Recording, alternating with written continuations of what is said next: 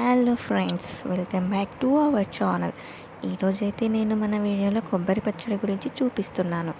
అందుకోసం నేనైతే కొబ్బరి ముక్కలు, టొమాటో, చింతపండు, పచ్చిమిర్చిని అయితే రెడీగా పెట్టుకున్నాను. ఫస్ట్ నేను కొబ్బరి ముక్కలను అయితే కడిగి పెట్టుకున్నాను. ఆ తర్వాత పచ్చిమిర్చిని అయితే రోస్ట్ చేస్తున్నాను. రోస్ట్ చేసేటప్పుడు కొంచెం ఆయిల్ వేసుకోవాలి. అలా వేసుకోవడం వల్ల పచ్చిమిర్చి అయితే బాగా రోస్ట్ అవుతుంది, టేస్ట్ కూడా బాగుంటుంది.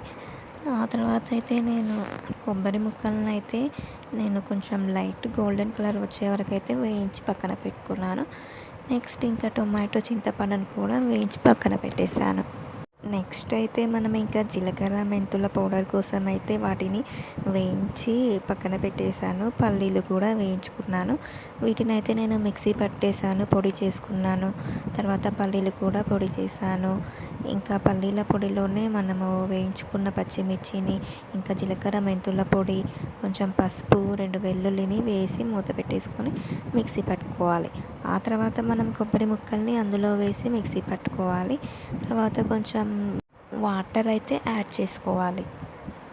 నెక్స్ట్ నేనైతే పోపు కోసం అని రెడీ చేశాను. ఆయిల్ హీట్ అయిపోయాక అందులో పోపు గింజలు, ఎండుమిర్చి, కరివేపాకు, వెల్లుల్లి, పసుపు అయితే అన్నీ వేసేసుకొని పోపు పెట్టేశాను. ఇంకా పచ్చడిలో కలిపాను.